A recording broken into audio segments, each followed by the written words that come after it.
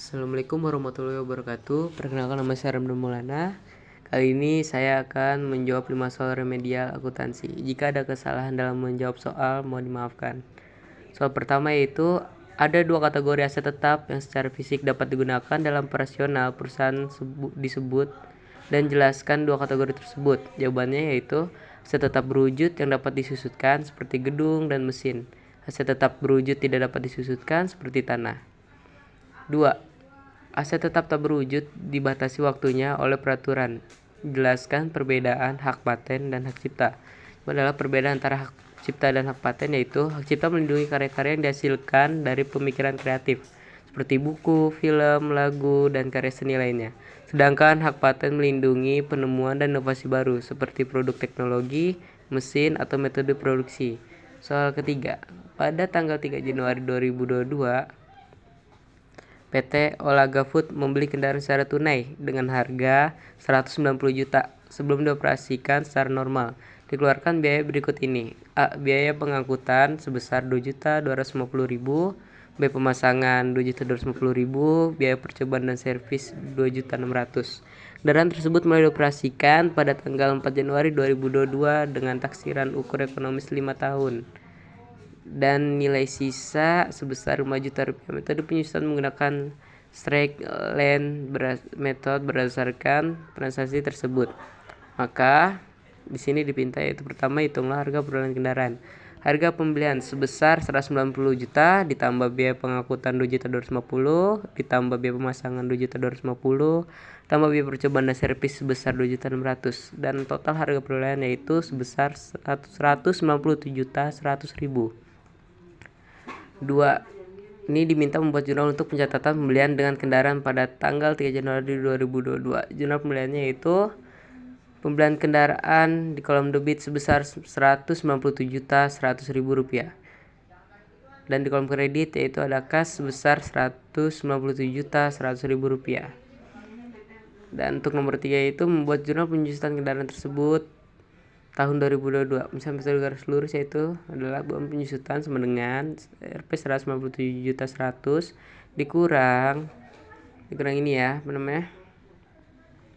nilai sisa yaitu sebesar 5 juta per 5 tahun.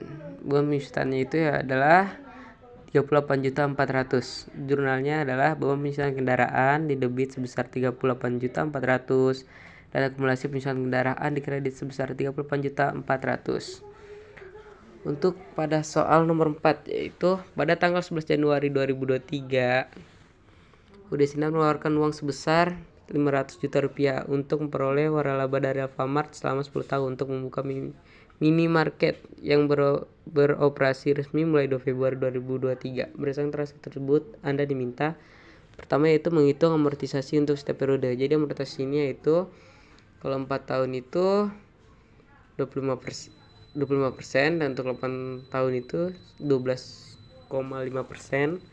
Untuk 16 tahun itu 6,25%. Nah, di sini jika ada kesalahan menjawab, mohon dimaafkan. Di sini kita karena 10 tahun itu kita pakai yang 8 tahun. Jadi kita pakai yang 12,5%. Jadi kita hitung mulai dari 500 juta dikurang dari 12,5%-nya yaitu 62.500.000 sama dengan 437.500.000. Berikutnya tahun kedua yaitu 12,5% dikali 437.500.000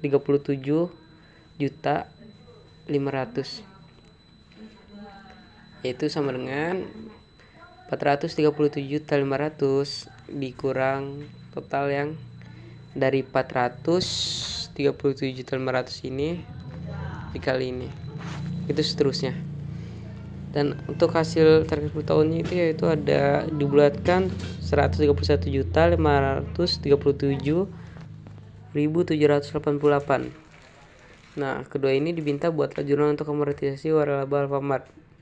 Total beban amortisasi di debit sebesar 131.537.788 rupiah.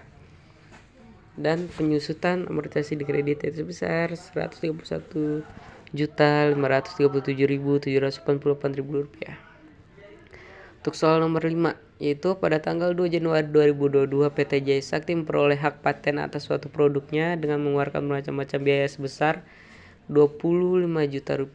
Al paten tersebut direncanakan untuk diamortisasikan selama 5 tahun. Berdasarkan transaksi tersebut, hitunglah amortisasi hak paten tersebut tiap tahunnya dengan metode garis lurus. Jawabannya itu amortisasi tahun 1 yaitu sama dengan 50% dikali Rp25 juta sama dengan Rp12.500.000. Dan berikutnya itu sama ya. Ada 50% dikali 12.500 sama dengan 6.250. 50% dikali 6.250 sama dengan 3,125.000.